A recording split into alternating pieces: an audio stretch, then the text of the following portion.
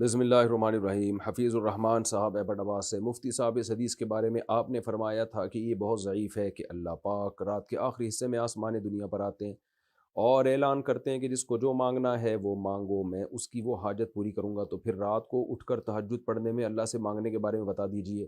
بھائی میں نے تو ایسا نہیں کہا کہ یہ حدیث بہت ضعیف ہے، رات کے آخری حصے میں اللہ تعالیٰ آتے ہیں، آپ نے میری طرف ایسے ہی نسبت کر دی۔ یہ تو صحیح حدیث ہے، رات کے آخری حصے میں آسمان دنیا کی طرف اللہ آتے ہیں۔ حل من مستغفر اغفر لہ، حل من مسترزق ارزق لہ، کوئی ہے مجھ سے توبہ طلب کرنے والا میں اس کے گناہوں کو معاف کروں، کوئی ہے مجھ سے رزق طلب کرنے والا میں اس کے روزی میں برکت دوں۔ تو یہ صحیح ہے، میں نے نہیں کہا کہ یہ ضعیف حدیث ہے۔ مفتی صاحب، 5 بھائی اور ان کے بیوی بچے ساتھ میں رہتے ہیں اور 4 بھائیوں میں کوئی کم اور کوئی زیادہ کما لیتا ہے، اور ایک بھائی معذور ہے۔ ایک بھائی نے ساری زمین جائیداد اپنے نام کر لی ہے، اب ان سب کا جائیداد میں حصہ کیسے ہوگا؟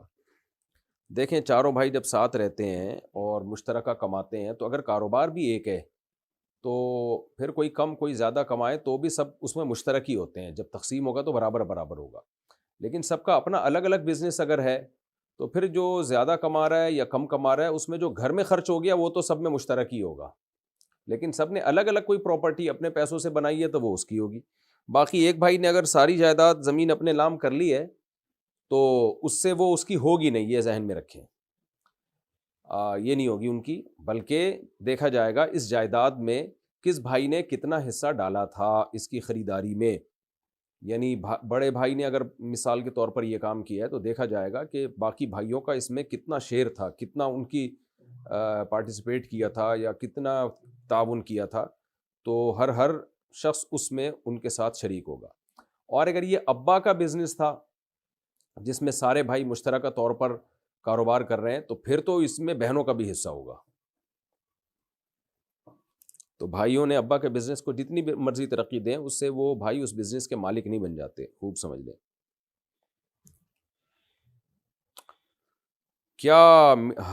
کیا ہری جان کے ہاتھ کا بنا ہوا کھانا کھا سکتے ہیں؟ ہری جان کیا ہوتا ہے بھائی صاحب؟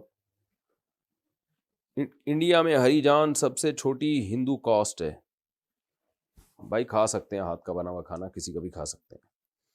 اگر طواف کے دوران بھولے سے چہرے پر کپڑا لگ جائے اور یاد آنے پر بھی بدلنے کا موقع نہ ملے تو اس کے بارے میں کیا حکم ہے؟ چہرے پہ کپڑا جان کے لگے، بھولے سے لگے، احرام کی حالت میں جو بھی غلطیاں ہوتی ہیں ان میں جان کے کریں یا بھولے سے کریں، سب میں جنایت ہی شمار ہوتی ہے، وہ یعنی غلطی ہی شمار ہوتی ہے۔ تو اب اگر منہ پہ کپڑا لگ گیا تو کپڑا کم از کم 12 گھنٹے تک منہ ڈھکا رہے گا نا کپڑے سے، تو دم لازم ہوتا ہے۔ تو تھوڑا تھوڑا کر کے لگ گیا تو بس جاتے ہوئے چند ریال صدقہ کر دیں گے تو انشاءاللہ وہ جو بھی یعنی احرام کی پابندیوں کی مخالفت ہوئی ہے اس کی خود بخود تلافی ہو جائے گی۔ دم واجب نہیں ہوتا اس سے، تھوڑی اتنی سی دیر لگنے سے۔ علی گڑھ صاحب، جو لوگ زندہ نہیں ہیں ان کے نام سے کاروبار کرنا کیسا ہے؟ کیوں کر رہے ہیں بھائی ان کے نام سے کاروبار؟ کچھ سمجھ سے بالاتر ہے تو باقی کر سکتے ہیں کسی کے بھی نام سے، البتہ ہو سکتا ہے کہ جو ان کے وارثین کو اعتراض ہو کہ ہمارے ابا کا نام کیوں کیش کرا رہے ہو، اگر ان کو اعتراض نہیں ہے تو کر سکتے ہیں۔ اذان میں حی علی الصلاۃ اور حی علی الفلاح پڑھتے وقت رخ دائیں طرف اور بائیں طرف کرنے کا کیا مطلب ہے؟ یہ سنت عمل ہے، دائیں طرف بائیں طرف، غالباً اس کا مقصد یہی ہوگا کہ آواز دونوں طرف پہنچ جائے، ادھر کے لوگوں کو بھی ادھر کے لوگوں کو بھی۔ اگر ادھر لوگ موجود نہیں ہیں تو بہرحال جنات اور فرشتے ہیں ان تک آواز پہنچ جائے، تو اس لیے اس کو دائیں اور بائیں طرف کر لینا چاہیے۔ جنت میں مردوں کو حوریں ملیں گی تو عورتوں کو کیا ملے گا؟ یہ بہت پرانا سوال ہو گیا میرے بھائی، اس کا 20ویں دفعہ جواب دیا جا چکا ہے۔ دیکھو، جنت جو ہے، جنت وہ آپ کی ہر خواہش پوری ہونے کی جگہ ہے، تو جس کی جو خواہش ہوتی ہے وہ پوری ہوگی نا۔ اللہ تعالیٰ نے مرد اور عورت کو ایک الگ الگ جنس بنایا ہے خواہشات کے اعتبار سے، تو عورتوں کو زیادہ مردوں کی خواہش ہوتی نہیں ہے، عورت ایک ہی مرد چاہتی ہے، یہ اس کی نیچر ہے۔ جس عورت کو ایک ٹائم پہ 2 2 3 3 مردوں کی ضرورت ہو، اس کا مطلب وہ عورت نہیں ہے، اس کی تو فطرت خراب ہو چکی ہے۔ تو مرد ہوتا ہے جو جس میں اللہ نے ڈیزائرز بھی زیادہ رکھی ہیں اور اس کو زیادہ شادیوں کا شوق بھی ہوتا ہے، تو اس لیے اللہ تعالیٰ نے ہر ایک کے جنت میں جو ہے نا، ہر شخص کی خواہش کے مطابق جنت میں نعمتیں رکھی ہیں۔ تو اس لیے مردوں کو اللہ نے، مرد جو چاہتے ہیں ہماری زیادہ بیویاں ہوں، وہ منہ سے بے شک نہ بولتے ہوں شرم کی وجہ سے، یا ان کو خطرہ ہو کہ ایسا نہ ہو بیگم کو زوردار کرنٹ لگ جائے، یہ سنتے ہی شوق میں چلی جائے، وہ ایک الگ بات ہے، گھر کا ماحول خراب نہیں کرنا چاہتے تو، لیکن شوق تو ہوتا ہے، آدمی ہے وہ تو شوق ہوگا اس کو لازمی، اس کی فزیکل ریکوائرمنٹ بھی ہے یہ، تو عورت کو نہیں ہوتا یہ، تو اس لیے یہ شوق ہی مردوں کا ہے، اس لیے اللہ نے مردوں کے لیے یہ رکھا ہے کہ زیادہ بیویاں ہوں گی تمہاری، جنت دنیا والی بھی ہوگی، اس کے علاوہ بھی ہو رہے ہوں گی، اور عورت کو یہ شوق ہی نہیں ہے، بلکہ عورت کی توہین ہے اس میں، کیونکہ شوہر جو ہے بہرحال سربراہ ہوتا ہے، سربراہ ایک ہی ہوتا ہے، ماتحت جتنے مرضی ہوں، ایسا اگر ہم یوں کہہ دیں کہ کئی بیویوں کا ایک شوہر، تو اس میں کوئی عورت کی توہین نہیں ہے، کیونکہ سربراہ ہے نا، ایک ہے۔ اگر ہم یوں کہہ دیں کہ ایک عورت کے کئی شوہر، اس کا مطلب یہ ہوا کہ ماتحت کے کئی سربراہ، تو سربراہ ایک سے زیادہ ہونا آپ کی ذلت ہے، اس میں 6 باس ہیں آپ کے، تو پاگل ہو جاؤ گے بھائی تم تو، اگر تمہارے باس ایک ہی ہوتا ہے، سربراہ ایک ہی ہوتا ہے، اسی میں عزت ہے، تو عورت کی عزت اس میں ہے کہ اس کا ایک شوہر ہو، ایک سے زیادہ نہ ہو، اس لیے جنت میں اللہ نے عورت کے لیے ایک شوہر رکھا ہے، اور مرد کی عزت اس میں ہے کہ اس کی بیویاں زیادہ ہوں، اس لیے اللہ نے جنت میں مرد کے لیے زیادہ بیویاں رکھی ہیں۔ تو یہ تو یورپ نے اور مغربی دنیا نے مرد اور عورت کو ایک سیم قرار دے دیا، ورنہ حقیقت یہ ہے کہ مرد اور عورت دونوں الگ الگ جنس ہیں، ان کی نفسیات الگ ہیں، ان کے ذمہ کام الگ الگ ہیں۔ خواتین کے ہاں ولادت ہوتی ہے، حیض و نفاس کے مسائل ہوتے ہیں، مردوں کے ہاں یہ نہیں ہوتے، مردوں کے مسائل الگ ہیں، ان کے ہاں کہ محنت مشقت والے کام کرنے، انہوں نے میدان جنگ میں لڑنا ہے، 20 قسم کے، دونوں کی الگ الگ ایکٹیویٹیز ہیں، تو اس لیے دونوں کے ایک دوسرے پہ قیاس نہیں کیا جا سکتا۔ باقی خواتین کو جنت میں بہت نعمتیں ملیں گی جو خواتین کے حساب سے ہوں گی، ہر عورت چاہتی ہے، سب سے زیادہ خواہش ہے مجھ میں حسن و جمال بہت زیادہ ہو، تو اللہ نے جنت کی عورت کو بہت زیادہ حسن و جمال دیا ہوگا، پھر کھانا پینا اور خریداری، جنت میں باقاعدہ بازار لگیں گے، تو یہ ساری نعمتیں اللہ تعالیٰ نے خواتین کے لیے بھی رکھی ہیں، تو اس لیے کوشش اس کی کرنی چاہیے جنت میں چلے جائیں، ہم کسی طریقے سے چلے جائیں تاکہ ہر خواہش ہماری وہاں جا کے پوری ہو۔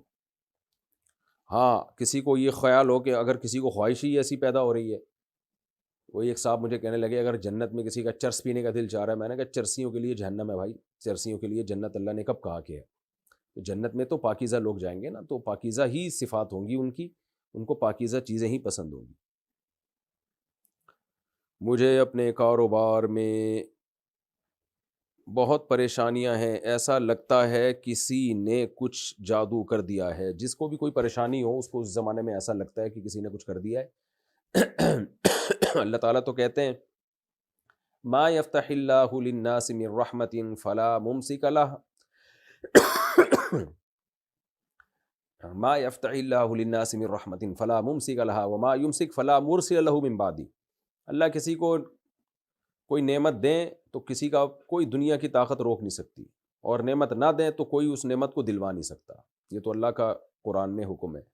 تو اب یہ ان چیزوں میں پڑے رہنا بندش ہے، بھائی محنت کرو، کاروبار تلاش کرو، کاروبار میں پیسہ نہیں مل رہا تو ملازمت کرو، سب کو تھوڑی کاروبار میں پیسہ ملے گا، تو کاروبار کو ترجیح دی ہے شریعت نے، لیکن ہر ایک تھوڑی کرے گا، کاروبار بھی لوگوں کا جبھی چلتا ہے جب ان کو ملازم تو ملے، تو کچھ کو اللہ کاروبار کروائے گا، کچھ کو ملازمت سے روزی دے گا، تو جس طرح بھی ممکن ہو محنت کریں، دعائیں کریں، میں بھی دل سے دعا کرتا ہوں اللہ تعالیٰ آپ کو کشادہ رزق حلال نصیب فرمائے، باقی ان چکروں میں نہیں پڑیں، اور عامل وامل کے پاس چلا گیا وہ تو اور الو بنا دے گا۔ گھر سے مسجد دور ہے اور میں ایک فیکٹری میں کام کرتا ہوں، تو کیا میں سنت چھوڑ کر فرض نماز پڑھ سکتا ہوں؟ سنت موقدہ نہیں چھوڑ سکتے بھائی، کبھی کبھار چھوڑی جا سکتی ہے، لیکن معمول بنا لینا اس کا یہ ٹھیک نہیں ہے، مختصر پڑھ لیا کریں لیکن سنت موقدہ بھی پڑھنا ضروری ہے۔ تو کتنا ٹائم لگتا ہے آپ جائیں، اچھا مسجد اگر بہت زیادہ دور ہے تو پھر تو جماعت کی نماز یعنی مسجد کی جماعت لازمی نہیں ہے، اگر زیادہ دور ہے تو اس کا ایک اندازہ یہ لگایا جاتا ہے کہ اگر بغیر لاؤڈ اسپیکر کے اس مسجد میں زور سے اذان دی جائے اور شور شرابہ بھی نہ ہو تو آپ تک آواز پہنچے گی کہ نہیں پہنچے گی۔ بعض علماء نے یہ ایک معیار متعین کیا ہے یہ جانچنے کے لیے کہ کس مسجد کو قریب کہا جائے گا، کس مسجد کو دور کہا جائے گا۔ تو اگر خاموشی کا وقت ہو اور اس مسجد میں فرض کر لیں بغیر اسپیکر کے اذان دی جا رہی ہے چھت پہ چڑھ کے زور سے، تو آپ تک آواز پہنچ رہی ہے تو پھر آپ اسی مسجد کی حدود میں آتے ہیں، اور اس کی تائید حدیث سے بھی ہوتی ہے کہ آپ نے صحابی سے فرمایا تسمع النداء، تم اذان کی آواز سنتے؟ انہوں نے فرمایا ہاں، فرمایا پھر مسجد میں ہی آنا پڑے گا، حالانکہ وہ نابینا صحابی تھے۔ تو اس سے پتہ چلتا ہے بھائی کہ جس تک اذان کی آواز پہنچ رہی ہے تو وہ، اور اذان کی نیچرل طریقے سے، یعنی بغیر لاؤڈ سپیکر کے، کیونکہ لاؤڈ سپیکر کے ذریعے تو پھر کہاں کہاں پہنچائی جا سکتی ہے، تو اگر ہے تو پھر آپ کو مسجد جانا پڑے گا، اور اگر وہ نہیں آواز پہنچ رہی تو پھر مسجد کی جماعت معاف ہے۔ ایسی صورت میں پھر آپ اپنی فیکٹری ہی میں جماعت کرائیں اور کوشش کریں قریب میں کوئی مسجد کھلوائیں۔ غسل کے بعد عورت کا سطر کھل جانے سے وضو باقی رہتا ہے یا ٹوٹ جاتا ہے؟ سطر کھلنے سے وضو نہیں ٹوٹتا۔ کیا موبائل میں قرآن پڑھنے کے لیے وضو ہونا ضروری ہے یا نہیں؟ نہیں، ضروری نہیں ہے۔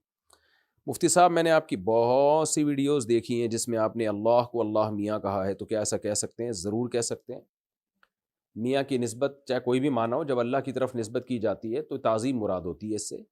لغت بہت زیادہ باریکیوں کو نہیں دیکھتی، زبان جو ہے زبان دیکھتی ہے لوگ اس کا کیا مطلب لے رہے ہیں اس موقع پہ۔ اکثر میں مثال دیتا ہوں، ہم کہتے ہیں فلاں آدمی اتنی صلواتیں سنا کے چلا گیا، حالانکہ صلوات کا لفظ تو درود کے معنی میں استعمال ہوتا ہے، نماز کی جمع بھی صلوات آتی ہے، دعاؤں کو بھی کہا جاتا ہے، لیکن ہم گالیوں میں بھی استعمال کر رہے ہوتے ہیں، ابے آیا صلواتیں سنا کے چلا گیا۔ تو چونکہ جس موقع پہ ہم یہ لفظ استعمال کرتے ہیں اس موقع پہ اس کا مطلب دعا نہیں ہوتا۔ تو لغت جو ہے نا، کوئی بھی زبان، اس میں بڑا تسامح ہوتا ہے، لغت کے اپنے کوئی قاعدے نہیں ہوتے، لغت یہ دیکھتی ہے لوگ کس چیز کو کس معنی میں استعمال کر رہے ہیں، تو پھر اہل لغت اسی کو قاعدہ بنا کے بتا دیتے ہیں، اسی کو گرامر بنا کے پیش کر دیتے ہیں۔ تو اس لیے اللہ کو اللہ میاں کہنے میں کوئی حرج نہیں ہے، بعض لوگوں نے بھی بلا وجہ بول نکالا ہوا ہے۔ عنایت رنگریز جے پور انڈیا سے، میرے گاہک مجھے نمشکار اور جے شری رام بولتے ہیں، میں 90% تو جواب نہیں دیتا، لیکن کبھی کبھار منہ سے نکل جاتا ہے، اس بارے میں رہنمائی فرمائیں۔ وہ غیر مسلم ہیں، وہ جو بول رہے ہیں ان پر گورنمنٹ نے بھی کوئی پابندی نہیں لگائی، تو بولنے دیں، آپ رپلائی میں جو ہے ہاتھ ہلا دیا کریں، اس نیت سے ہاتھ ہلا دیا کریں کہ وہ آپ کو گویا رسپیکٹ دے رہے ہیں تو آپ اس رسپیکٹ کا جواب دے رہے ہیں، باقی آپ جواب میں جے شری رام اور وغیرہ وغیرہ نہ بولا کریں آپ، کیونکہ ان کے مذہبی الفاظ ہیں یہ، تو بس آپ یوں کر دیں، ایسے رپلائی کریں، کیونکہ رپلائی نہیں کریں گے تو یہ بد اخلاقی ہے، یہ بد اخلاقی سمجھی جاتی ہے۔ کوئی بھی عزت دے رہا ہے، چاہے وہ کسی بھی الفاظ میں عزت دے رہا ہو آپ کو، اس کے لحاظ سے تو یہ رسپیکٹ والے ہی الفاظ ہیں نا، تو بس آپ رپلائی میں ایسے اشارہ کر دیا کریں کہ یعنی گویا کہ آپ نے ایک سن لیا ہے اور اچھا رپلائی کر دیا ہے آپ نے۔ انگلش میں بول دیا کریں، how are you? Fine, nice to meet you. Javed Khan India سے، مسلمان غیر مسلم کے جنازے میں جا سکتا ہے اور میت کو کندھا دے سکتا ہے؟ جی جا سکتا ہے، لیکن ان کی مذہبی رسومات میں شرکت نہیں کر سکتا، اور ان کے لیے دعا نہیں کر سکتا، تسلی کے الفاظ کہہ سکتا ہے ان کے لواحقین کو کہ ہمیں بہت غم ہوا، اللہ تعالیٰ آپ کو اس پہ صبر عطا فرمائے، بس اتنے الفاظ کہے جا سکتے ہیں، لیکن میت کے لیے دعا نہیں کی جا سکتی۔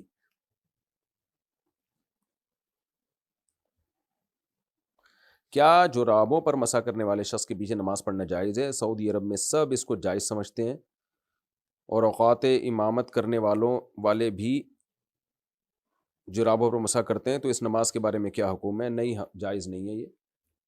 یہ جو دلیل دی جاتی ہے کہ ضرورت کی وجہ سے شریعت نے موزوں پہ مسح کے حکم دیا ہے، تو تاکہ موزے اتارنا نہ پڑے، تو اس لیے یہاں تو ضرورت ہے، اگر ہم موزے اتاریں گے تو ظاہر ہے حرج ہوگا، تو اس کا جواب یہ ہے کہ ضرورت وہ ضرورت ہوتی ہے جس کو شریعت نے ضرورت مانا ہو۔ وہ موزے جن کو پہن کے بھی آپ پورے پاؤں دھو سکتے ہیں، تو ان کو تو اتارے بغیر بھی پاؤں دھوئے جا سکتے ہیں، تو پھر وہاں ضرورت کہاں سے ہو گئی؟ یعنی یہ جو عام ساکس ہوتے ہیں، ان کو تو آپ پورا نلکے کے نیچے رکھو، پورے پاؤں بھیگ جائیں گے آپ کے، یہ آپ کہہ سکتے ہو پھر وہ پریشانی ہوگی، وہ موزے گیلے ہو جائیں گے، تو موزوں کا گیلا ہونا شرعی لحاظ سے کوئی حرج والی بات نہیں ہے، وہ حرج معتبر ہوگا جس کو شریعت حرج مانتی ہے۔ تو یہ جو موزے ہیں، چمڑے کے موزے ہوتے ہیں جیسے، ان میں تو حرج یہ ہے کہ ان کو اتارے بغیر پاؤں دھونا ممکن ہی نہیں ہے، لہذا شریعت نے کہہ دیا کہ ان کو پہنے ہی مسح کر لیا کرو، جبکہ یہ جو عام کپڑے کے ساکس ہیں ان کو تو اتارے بغیر بھی آپ پاؤں پورے دھو سکتے ہیں، تو مسح کیسے جائز ہو گیا ان کے اوپر؟ اور رہی یہ دلیل کہ نبی صلی اللہ علیہ وسلم سے موزوں پر مسح ثابت ہے، بھائی نبی صلی اللہ علیہ وسلم سے جس طرح کے موزے یا خفین پر مسح ثابت ہے، وہ موزے تھے جو جوتے کا آلٹرنیٹ تھے، جوتے کے بغیر استعمال ہوتے تھے، کیونکہ یہ عبادت ہے نا، اور قرآن مجید نے ہمیں حکم دیا پاؤں دھونے کا، تو اتنا واضح حکم بہت ہی واضح دلیل سے تو چھوڑا جائے گا. جس دلیل میں کنفیوژن ہو گئی تو قرآن میں جو پاؤں دھونے کا حکم ہے پھر وہ ترک نہیں کیا جائے گا. ورنہ تو بعض لوگوں نے یہاں تک بھی کہہ دیا پاؤں پہ ٹیشو باندھ کے بھی آپ مسا کر سکتے ہیں. ان کو کیا، آپ کس دلیل سے آپ رد کریں گے؟ ان پہ پاؤں کا صرف ڈھکا ہونا کافی نہیں ہے، وہ موزے پاؤں میں پہنے ہوئے ہوں جو جوتوں کا الٹرنیٹ ہوتے ہیں. اس لیے فقہا نے، چاروں ائمہ نے کچھ نہ کچھ شرطیں لگائی ہیں اس پہ اپنے اپنے اجتہاد کے حساب سے، کیونکہ چاروں نے اس چیز کو ملحوظ رکھا ہے کہ بھائی جوتوں کا الٹرنیٹ کون کون سے موزے ہو سکتے ہیں. پھر کسی نے شرط لگائی کہ نیچے بھی چمڑا اوپر بھی چمڑا، کسی نے کہا نہیں صرف اوپر چمڑا ہونا کافی، وغیرہ وغیرہ. میں ان شرطوں کی تفصیل میں نہیں جاؤں گا، لیکن یہ جو موزے ہیں، جو عام موزے آ رہے ہیں، تو نبی کے دور میں تھے ہی نہیں بھائی. تو نہ یہ وہ والے موزے ہیں، نہ ان جیسے موزے ہیں. ضروری نہیں کہ وہ موزے پہنے جو نبی کے دور میں تھے، بلکہ ان جیسے بھی پہنیں گے تو بھی مسا جائز ہوگا. لیکن یہ نہ وہ ہیں نہ ان جیسے ہیں، تو انہیں پہن کے تو کوئی بھی پیدل نہیں چلتا. تو اس لیے کوئی بھی کپڑا پاؤں میں چڑھا لو ہلکا پھلکا سا، یا ٹیشو پیپر باندھ لو، کاغذ باندھ لو، اس سے تھوڑی مسا جائز ہو جائے گا اس کے اوپر. اس لیے ہماری رائے میں ٹھیک نہیں ہے. آپ ان کے اگر یقین ہو کہ امام نے ان موزوں پہ مسا کیا ہے تو اس کے پیچھے نماز جائز نہیں ہے. باقی فتنہ فساد نہ کریں، جھگڑا وگڑا نہ کریں، آپ اپنی نماز پڑھ لیں. اور اگر آپ نے خود نہیں دیکھا تو پھر اس کے پیچھے نماز پڑھ لیں. امام آ کے کھڑا ہوا موزے پہنے ہوئے ہیں، تو آپ کو کیا پتا کہ اس نے عام موزوں پہ مسا کیا، ہو سکتا ہے نہ کیا ہو مسا، آپ پیچھے نماز پڑھ لیں اس کی. ہاں، جب پتہ ہے کہ انہوں نے عام موزوں پہ مسا کیا پھر نماز نہ پڑھیں. یہاں بعض لوگ ایک سوال کرتے ہیں کہ اس سے تو امت میں اختلاف پیدا ہوگا. بھائی اختلاف پیدا ہو رہا ہے امام کے عمل کی وجہ سے. اگر امام صاحب کی رائے یہ ہے کہ ان موزوں میں مسا جائز ہے تو اپنے جب انفرادی نماز پڑھیں تو پڑھ لیں. جب آپ امامت کریں تو آپ کو جمہور کی رائے کا احترام کرنا چاہیے. جمہور علماء فقہا وہ تو اسی کے قائل ہیں کہ بھائی ان پہ مسا جائز نہیں ہے. تو آپ کو چاہیے مقتدیوں کی آپ رعایت کریں کہ میرے اس طرز عمل سے بہت سارے لوگ نماز سے کٹ سکتے ہیں، یا نہیں بھی کٹیں گے تو ان کو وہم اور کنفیوژن تو ہوگی نا کہ پتہ نہیں ہماری نماز قبول ہو بھی رہی ہے کہ نہیں ہو رہی. تو آپ سیدھا سیدھا پاؤں دھو کے آ جاؤ، یا وہ موزے پہن کے مسا کر لو کہ ان موزوں کے مسا کرنے سے سب کے نزدیک نماز جائز ہو جاتی ہے. تو امام کو تو اس کا بڑا خیال کرنا چاہیے کہ اس طریقے سے نماز پڑھے کہ پیچھے سب لوگوں کے نزدیک اس کی نماز ہو جائے، تاکہ پیچھے لوگ مقتدیوں میں خلفشار پیدا نہ ہو، ایک کنفیوژن پیدا نہ ہو. میری شادی بریلیوں میں ہوئی ہے، سسرال میں بہت زیادہ بدعات ہوتی ہیں اور میرے شوہر ہمیشہ مجھ سے بحث کرتے ہیں. کہیں میں غلط راستے پہ نہ چل پڑوں اور میں اپنے بچوں کو کیسے بچاؤں، رہنمائی فرمائیں. ہاں، نکاح میں اس کا بڑا خیال کیا شریعت میں کہ اپنا ہم پلہ ہونا چاہیے. تو شادی بریلوی ہوں یا دیوبندی ہوں، اس سے کوئی، دیوبندی میں بھی بڑے بڑے بدعتی پڑے ہوئے ہوتے ہیں، وہ بھی پتہ نہیں کیا کچھ کر رہے ہوتے ہیں، اور بریلویوں میں بعض ایسے بھی ہیں جو ایکسٹریم لیول پہ بدعت کی طرف نہیں جاتے. تو بہرحال جب شادی ہو گئی ہے، شادی سے پہلے سوچنا چاہیے تھا، اب ہو گئی ہے تو اپنے شوہر کی خدمت کریں اور رشتے کو بچائیں اور بدعات میں ان کا ساتھ نہ دیں. جہاں بہت شدید فتنے کا اندیشہ ہو، خدا نخواستہ مار دھاڑ کا، طلاق کا خطرہ ہو، تو پھر مجبوری ہے. محبت سے بچوں کو سمجھاتی رہیں، یہی ہو سکتا ہے. بچے بڑے ہوں گے خود ہی سمجھ جائیں گے کیا صحیح ہے کیا غلط ہے انشاءاللہ، اگر آپ ان سے دلیل سے بات کریں گی تو. فیضان حسین ممبئی انڈیا سے، میں ایک فارمیکیوٹل، یہ کیا لکھا ہے، اردو میں ہی لکھا ہوا ہے انہوں نے، کیوٹیکل، فارمیکیوٹیکل کمپنی میں جاب کرتا ہوں. کمپنی کی طرف سے، ہو سکتا ہے پروناؤن میں مجھ سے غلطی ہو رہی ہو بھائی، پرونانسیشن میں غلطی ہو رہی ہو. کمپنی کی طرف سے بیوی بچوں کی دوائی اور حاملہ بیوی کی ڈیلیوری کا بھی پورا خرچہ ملتا ہے. تو کیا اس طرح کمپنی سے علاج کے لیے پیسے لینا جائز ہے؟ جب کمپنی کی طرف سے مل رہا ہے تو ٹھیک ہے، جائز ہے، کیوں نہیں جائز ہے. کیا عورت کو سسر سے پردہ کرنا چاہیے، اور اگر شوہر مر جائے تو کیا سسر نامحرم ہو جاتا ہے؟ کیا وہ نکاح کا پیغام بھیج سکتے ہیں؟ نہیں، سسر ہمیشہ کے لیے محرم ہی رہتا ہے، باپ جیسا ہی رہتا ہے. اسی طرح ساس ہمیشہ کے لیے ماں جیسی ہی رہتی ہے. میاں بیوی کا نکاح جس دن ہوا، ابھی رخصتی نہیں بھی ہو، تو بس ان دونوں کے ماں باپ ایک دوسرے کے ماں باپ بن گئے، تو اس لیے سسر سے پردہ بھی نہیں ہے. لیکن اگر سسر بالکل جوان ہے اور بہو بھی بالکل ینگ ہے، جوان ہے، تو اگر وہ پردہ کر لے تو برا بھی نہیں ہے، یہ کوئی ناجائز بھی نہیں ہے. سعودیہ کے بعض علماء کا یہی فتویٰ ہے، اور اس زمانے میں جو حیا اور تقویٰ کے زیادہ قریب ہے وہ بھی یہی ہے. تو لیکن بہرحال شریعت میں فرض نہیں ہے، فتنے کے خوف کی وجہ سے یعنی کوئی کرے تو اچھی بات ہے، بہرحال فرض نہیں ہے. لیکن اس سے ہوتا یہ ہے کہ بعض بہویں بالکل ہی گھر میں خدمت نہیں کرنا چاہتی، تو وہ بھی سسر سے پردہ کر کے بیٹھ جاتی ہیں. تو یہ بھی غلط ہے کہ آپ پردے کو اپنی سستی کا ذریعہ بناؤ، یعنی سستی ہو اصل میں اس پہ لیول پردے کا لگا دو. تو بہرحال سسر ہے باپ کی جگہ ہی محرم ہے، نامحرم نہیں ہے، لہذا شرعاً اس سے پردہ واجب بہرحال نہیں ہے. لیکن اتنی بات خوب اچھی طرح سمجھ لیں، بار بار بتاتا ہوں، سسر سے ہاتھ ملانا جائز نہیں ہے. آج کل کسی نے بتایا کہ یوٹیوب پہ ٹک ٹاکر ایسی ویڈیو لا رہے ہیں، شادی ہو گئی تو سسر صاحب بہو سے مل رہے ہیں اور بہو کے کندھے پہ ہاتھ رکھ کے بیٹھے ہوئے ہیں. یہ غلط ہے، بے غیرتی ہے، بے شرمی کی بات ہے. ٹھیک ہے بیٹی بیٹیوں کی طرح ہے، لیکن بہرحال سگی بیٹی تو نہیں ہے، تھوڑا سا ریزرو رہیں اس سے آپ. یہ ہمارے سوسائٹی میں یہ کلچر بھی نہیں ہے ایسا. اور پھر میڈیا پہ لا کے اس کے کیمروں میں آپ دکھا رہے ہیں اور لوگ بھی کہہ رہے ہیں ماشاء اللہ ماشاء اللہ. بھائی جان بہو ہے وہ، آپ ریزرو رہیں اس سے، سر پہ ہاتھ رکھیں بس بیٹیوں کی طرح کہ بیٹی ہے ہماری. باقی یہ نہیں کہ اس کے کندھے پہ ہاتھ رکھا ہوا ہے، سیلفی بنا رہے ہیں، اس سے مصافحہ کر رہے ہیں، اس کے ہاتھوں میں چوڑیاں چڑھا رہے ہیں. وہ شرم اور حیا بھی کوئی چیز ہوتی ہے. اچھا بھائی، یہ سیدنا عباس رضی اللہ عنہ سے مروی ہے کہ اللہ تعالیٰ نے تمہارے نبی صلی اللہ علیہ وسلم کی زبان کے مطابق مقیم پر 4، مسافر پر 2 اور ڈرنے والے پر 1 رکعت فرض کی ہے. اس حدیث کا مطلب بتا دیں، مجھے دیکھنی پڑے گی بھائی یہ حدیث کہاں ہے. عربی الفاظ دیکھوں گا، پھر انشاءاللہ اگلے بلیٹن میں اس کا بتاؤں گا آپ کو انشاءاللہ. معین خٹک، کیا کوئی بندہ قرآن پاک کی تفسیر خود سے پڑھ سکتا ہے؟ ظاہر ہے خود سے ہی پڑھے گا، اور کوئی اور پڑھوائے گا؟ تفسیر لکھنے والے کا مقصد ہی یہی ہوتا ہے کہ آسان کر دیا جائے اور تاکہ آپ پڑھیں، تو ضرور پڑھ سکتا ہے. علماء تفسیر لکھتے ہی عوام کے لیے عام طور پر، تاکہ عوام کے لیے قرآن کو سمجھنا آسان ہو جائے. مفتی صاحب، میں دبئی میں فاسٹ فوڈ کمپنی میں کام کرتا ہوں. مسجد تقریباً 3 کلومیٹر دور ہے. جمعے کے دن بہت رش ہوتا ہے اور کمپنی بریک یا چھٹی نہیں دیتی. تقریباً 6 مہینے سے جمعے کی نماز اور نمازیں جماعت کے ساتھ نہیں پڑھی ہیں. کام چھوڑنے کا دل کرتا ہے، صورت میں کیا کریں؟ کمپنی کو محبت سے خط لکھیں، لیٹر لکھیں کہ مجھے آپ چھٹی دیں، جمعے کی نماز میں پڑھنا چاہتا ہوں اور میرے اوپر لازم ہے، اور یہ جتنا ٹائم میں جمعے میں لگاؤں گا یہ کمپنی کو میں ایکسٹرا ٹائم دے دوں گا. تو انشاءاللہ دے دیں گے آپ کو چھٹی، کیونکہ کمپنی کو یہ ہوتا ہے بھائی یہ سارا ٹائم تمہارا لگا دے گا. آپ بولیں اس دن میں یہ ایکسٹرا ٹائم آپ کو دوں گا.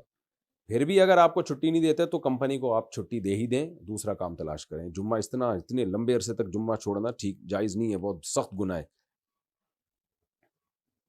بچوں کا ٹی وی کمرشل ایڈ میں کام کرنا کیسا ہے؟ اگر ایڈ جائز چیز کا ہے تو اس میں کام بھی جائز ہے، لیکن چھوٹے بچوں کو جب میڈیا پہ بہت زیادہ آتے ہیں نا، تھوڑا بہت تو ٹھیک ہے، بہت زیادہ آتے ہیں تو بچوں میں بگڑنے کا خطرہ ہوتا ہے. بچے وقت سے پہلے اپنے آپ کو بڑا سمجھنا شروع کر دیتے ہیں، اور پھر ان کی جو گروتھ ہے نا مینٹل، وہ متاثر ہوتی ہے. بچے میں بہت زیادہ کانفیڈنس پیدا کرنا بھی ٹھیک نہیں ہے، تو وہ پھر بگڑنے کا چانس اس کا ہوتا ہے. بچہ تھوڑا سا بچہ ہی رہے تو کبھی کبھار تو ٹھیک ہے، لیکن زیادہ بچوں کو اس طرح میڈیا پہ لانا اور ان کو جو ہے وہ شو بازی ان میں آ جاتی ہے، پھر تو ان کے اخلاق بگڑنے کا خطرہ ہوتا ہے. ایک ولاگر تھے گلگت کے یا پتہ نہیں کہیں ادھر ہی چترال وغیرہ کے، ان کا بچہ بہت ویڈیوز آ رہی تھی، وہ لاکھوں روپے کما رہے تھے اس سے، لیکن انہوں نے اپنے بچے کو ہٹا دیا وہاں سے کہ بھائی یہ خراب ہو جائے گا، کیونکہ لوگ کمنٹس بھی بچے کے لیے بہت کر رہے ہیں اور بہت زیادہ. تھوڑا بہت تو چلتا ہے، وہ تو کوئی اتنا مسئلہ نہیں ہے، لیکن بچے ہی کا چینل بن گیا، بچہ ہی ولاگ بنا کے ڈال رہا ہے، چھوٹا بچہ، تو ان کے ابا نے وہ بالکل ختم کرا دیا. تو میں نے کہا بڑا خاندانی ابا ہے، پیسوں کو قربان کر دیا بچے کی تربیت پہ. ایسے ہی ابا ہونے چاہیے. آج کل لوگ کیا کر رہے ہیں، بچوں کی تربیت ایک طرف اور خوبصورت بیویاں لا کے اپنے چینل کو پروموٹ کر رہے ہوتے ہیں، اور ان کے جو ہے وہ ادھورے لباس ہوتے ہیں. اور پیسہ اور غیرت میں جب ٹکراؤ ہوگا بھائی تو غیرت کو ترجیح دو، پیسے کو دوسرے نمبر پہ رکھو. رضی انصاری انڈیا سے، میں نماز پڑھتا ہوں لیکن میری والدہ نماز نہیں پڑھتی، میں ان کو نماز کے لیے کس طرح کہوں؟ اور اپنی بہو سے بہت نفرت کرتی ہیں، برائے مہربانی کوئی دعا یا حل بتا دیں جس سے دونوں میں محبت پیدا ہو جائے. دعا بھی کرتا ہوں، میں بھی دعا کرتا ہوں، آپ بھی اللہ سے دعا کر لیں، اللہ دونوں میں محبت پیدا کر دے. باقی بہو اگر بے ادبی کر رہی ہے نا ساس کی، تو بڑوں کی جب بے ادبی کی جاتی ہے تو پھر بڑے کے دل میں بالکل 2 ٹکے کی عزت نہیں ہوتی. تو آپ اپنی وائف سے کہیں کہ بس میری اماں کو رسپیکٹ ضرور لازمی دیا کرو، آگے سے ٹیڑھا جواب نہ دیا کرو، بس یہ بہت خطرناک ہوتا ہے. تو کم از کم اتنے کام کر لے. اور پھر بھی اگر اماں نفرت کرتی ہیں ہاں تو پھر اماں کی ہدایت کے لیے دعائی کر سکتے ہیں، اور کیا کریں. بہت سی دواؤں میں جانوروں کے اجزاء شامل ہوتے ہیں لیکن ان پر لکھا نہیں ہوتا، تو اگر کسی دوائی میں حرام اجزاء شامل ہوں تو کیا اس شک میں اس دوائی کو لے سکتے ہیں؟ جو نارمل ڈاکٹروں کی میڈیسن ہوتی ہیں اس میں تو حرام اجزاء شامل نہیں ہوتے، البتہ وائٹامنس کچھ ایسے ہوتے ہیں جیسے فش آئل ہے، اب ان کا کیپ جو ہے جیلیٹن وغیرہ سے بنتا ہے، تو اس میں حرام بھی ہوتا ہے حلال بھی ہوتا ہے، تو وہ لکھا ہوا ہوتا ہے ان کے اوپر کوڈ۔ اب تو اس میں علماء نے بہت الحمدللہ ریسرچ کر لی ہے، تو ایسا کہیں شک ہو تو آپ تحقیق کر لیں۔ جو اینٹی بائیوٹک ہوتی ہیں ان میں نہیں ہوتے اس طرح کے حرام اجزاء، یہ زیادہ تر جو وائٹامنز ہوتی ہیں نا گولیاں، ان میں ہوتا ہے یہ، تو ان میں شک ہوتا ہے کہ کوئی ایسا حرام جز شامل نہ ہو، تو ایسے موقع پہ تحقیق کر لینی چاہیے، بغیر تحقیق کے نہ کھائیں۔ اور گوگل پہ بھی تحقیق ہو جاتی ہے آج کل، جامع رشید کا ادارہ ہے حلال فاؤنڈیشن، گوگل پہ لکھیں سرچ کریں اور پھر وہاں سے بھی رابطہ کیا جا سکتا ہے۔ ڈرائیور اور میری غفلت کی وجہ سے سفر میں عصر کی 2 رکعت نماز قضا ہو گئی، تو بعد میں اس نماز کو قضا کس طرح کیا جائے؟ 4 رکعت پڑھیں یا 2 رکعت؟ نبی صلی اللہ علیہ وسلم نے ارشاد فرمایا جس کی عصر کی نماز قضا ہو گئی نا، ایسے جیسے اس کے اہل و عیال سب کچھ چھین لیا گیا اس سے۔ اور قرآن نے بھی عصر کی نماز کا خاص طور پر اللہ نے حفاظت کا عصر کی نماز کا حکم دیا ہے، تو آپ توبہ استغفار بھی کریں۔ باقی یہ کہ کس طرح کیا جائے، سفر کی نماز جب اپنے مقام پہ قضا کریں گے تو 2 رکعت ہی پڑھیں گے، جو سفر میں نمازیں قضا ہوئی ہیں وہ بعد میں 2 ہی پڑھی جاتی ہیں۔ کیا جب بھی عمرہ کریں گے تو بال کٹوانا ضروری ہے، چاہے مہینے میں 2-3 بار ہو؟ اور مرد اور عورت کے کتنے بال کاٹنا لازم ہے؟ جب بھی عمرہ کریں گے بال کٹوانا ضروری ہے، بشرطے کہ بال ہوں، کیونکہ پہلی دفعہ عمرے میں ٹرینڈ کرا دی تو دوبارہ عمرے میں کیا کٹائیں گے پھر بھائی، تو دوبارہ عمرے میں پھر دوبارہ اس طرح پھیرنا پڑے گا سر کے اوپر، پھر تیسری دفعہ عمرہ کیا تو پھر اس طرح پھیرنا پڑے گا۔ تو اس میں شریعت کی حکمتیں ہیں، ہو سکتا ہے کراؤڈ کنٹرول کرنے کے لیے اللہ نے یہ حکم دیا، میں کوئی دعویٰ نہیں کر رہا، لیکن تاکہ ایک نے عمرہ کیا تو اب دوسرے کو بھی موقع مل جائے۔ کچھ لوگوں کو بال رکھنے کا تو بہرحال شوق ہوتا ہے نا، تو ان کو اللہ کہتے ہیں ٹھیک ہے بار بار عمرے کرنے تو بالوں کی قربانی دو، پھر تمہیں عمرے کی فضیلت حاصل ہوگی۔ تو جن کے بال ہوں تو کم از کم 1 انگلی کا پورا جو ہے نا، جس 1 انچ اتنے بال کاٹنا لازم ہے، چاہے مرد ہو یا عورت ہو۔ اب میرے تو بڑے بال ہیں، اس میں کئی عمرے ہو سکتے ہیں الحمدللہ، تو ایک دفعہ کاٹ دیے، پھر اگلے عمرے میں پھر کاٹ دیے، پھر اگلے عمرے میں پھر کاٹ دیے، تو میں تو 10-15-20 عمروں کے بعد جا کے ٹرینڈ کی نوبت آئے گی۔ تو مرد ہو یا خواتین، بہرحال 1 پورے کے برابر ہر عمرے میں بال کاٹنا ضروری ہے۔ راشد میواتی انڈیا سے، بلی کو مارنا کیسا ہے؟ بلا وجہ بلی کو مارنا جائز نہیں ہے، اگر تنگ کر رہی ہے، ٹینشن دے رہی ہے، چوزے کھا رہی ہے آپ کے، یا گندگی کر رہی ہے تو پھر مار سکتے ہیں، بہتر پھر بھی یہی ہے کہ نہ ماریں، تھیلے میں ڈال کے کہیں اور چھوڑ کے آ جائیں، تو لیکن آپ کو خطرہ ہے کہ دوبارہ آ جائے گی تو پھر مار سکتے ہیں، لیکن پھر مارنے کا وہ طریقہ استعمال کیا جائے جس میں جانور کو تکلیف کم سے کم ہو۔ اگر کوئی بابا یہ بتا دے کہ چوری ہوئی چیز کس نے لی ہے تو کیا اس کے پاس جانا جائز ہے؟ جائز نہیں ہے، کیونکہ یہ خود ہی چور ہے، ورنہ یہ بتانا ممکن نہیں ہے کہ کس نے چوری کی ہے۔ اگر یہ بتانا ممکن ہوتا تو سارے بابے بیٹھ کے سپریم کورٹ میں بتا ہی رہے ہوتے فلاں چور ہے فلاں چور نہیں ہے، تو اس لیے یہ خود کسی سے چوری کروا دیتے ہیں، پھر عملیات کر کے نکالتے ہیں فلاں نے چوری کی ہے، وہ خود انوالو ہوتے ہیں اس میں، تاکہ لوگوں کا ان پہ اعتقاد مضبوط ہو جائے۔ احمد صاحب کراچی، دل میں قرآن کی قسم کھانا ٹھیک ہے یا نہیں؟ اگر ٹوٹ جائے تو کیا ہوگا؟ دل میں قسم کھانے سے کچھ بھی نہیں ہوتا، اور اگر زبان سے قسم کھائی ہے تو قرآن کلام اللہ ہے، اللہ کی صفت ہے، تو اس لیے وہ قسم منعقد ہو جائے گی، اور اس میں توڑا تو کفارہ لازم ہوگا۔ انس ملک دبئی سے، اگر بیوی اپنا سونا شوہر کو نوکری کے حصول کے لیے اس شرط پر دے کہ نوکری کے بعد آپ مجھے اتنا ہی سونا واپس کرو گے، تو کیا بیوی اس سونے کی زکوٰۃ ادا کرتی رہے گی یا نہیں؟ اور جب شوہر سونا واپس چاہے تو اس وقت سونے کی قیمت میں فرق آ رہا ہو تو اس صورت میں کیا کریں؟ اور اگر کچھ عرصے بعد بیوی شوہر سے یہ کہہ دے کہ یہ سونا میں نے آپ کو تحفے میں دے دیا، تو پھر اس سونے کی زکوٰۃ کے کیا حکم ہے؟ بیوی نے جب یہ کہہ دیا کہ یہ سونا میں نے آپ کو تحفے میں دے دیا، پھر تو بیوی سے زکوٰۃ ختم، اب بیوی نہیں دے گی، اب شوہر دے گا زکوٰۃ۔ لیکن اگر صرف قرض میں دیا ہے کہ آپ کی جب جاب لگ جائے تو واپس کر دینا، تو پھر یہ قرض ہے، تو قرض کا اصول یہی ہے کہ جس کو قرض دیا ہو تو قرض دینے والے پر اس کی زکوٰۃ لازم ہے، ہر سال دے گا، بشرطے کہ قرض واپس ملنے کی امید ہو۔ تو اگر بیوی نے شوہر کو سونا دیا اور بیگم صاحبہ کو یقین ہے کہ میرا میاں بہت اچھا ہے، واپس کر دے گا، تو پھر تو بیوی پر زکوٰۃ لازم ہے۔ اور اگر دینے کے بعد تھوڑے دنوں میں اندازہ ہو گیا بھائی کچھ پتہ نہیں ہے واپس آئیں گے بھی کہ نہیں آئیں گے، تو پھر زکوٰۃ لازم نہیں ہے. اور اگر جب واپس مل جائے، یعنی امید تھی کہ نہیں ملے گا، لہذا بیوی نے زکوٰۃ نہیں دی، اب اتفاق سے شوہر نے دے دی، سونا واپس کر دیا، یعنی بیوی کو امید ہی نہیں تھی کہ شوہر سونا واپس کرے گا، تو شریعت یہ کہتی ہے بیوی پر زکوٰۃ لازم نہیں ہے. تو کئی سال کے بعد جا کے اتفاق سے شوہر کا دل آ گیا اور اس نے واپس کر دیا، تو اب کیا جتنے سالوں کی بیوی نے زکوٰۃ نہیں دی ہے وہ اس بیوی پر واجب ہوگی یا نہیں ہوگی؟ تو اس میں دونوں قول ہیں. احتیاط یہی ہے کہ جتنی سالوں کی زکوٰۃ نہیں دی ہے وہ سب دے اب، اور اس کی بھی گنجائش ہے کہ جو زکوٰۃ ایک دفعہ ساقط ہو گئی تو الساقط لا یعود، وہ واپس نہیں لوٹے گی، ہو گیا بس. ہاں جب واپس کرنے پر آئے گا شوہر تو سونا ہی دے گا، اور اگر سونا کے بجائے میاں بیوی آپس میں میوچل انڈرسٹینڈنگ سے یہ طے کرتے ہیں کہ سونے کی قیمت دے دو، تو پھر اس وقت جو سونے کی قیمت ہوگی واپسی کے وقت وہ قیمت دینی پڑے گی شوہر کو. اگر ناپاکی کی حالت میں کمبل اوڑھا تو کیا کمبل ناپاک ہو جائے گا؟ نہیں جی، اگر اس پہ کوئی گیلی نجاست نہیں لگی ہے تو ناپاک نہیں ہوگا.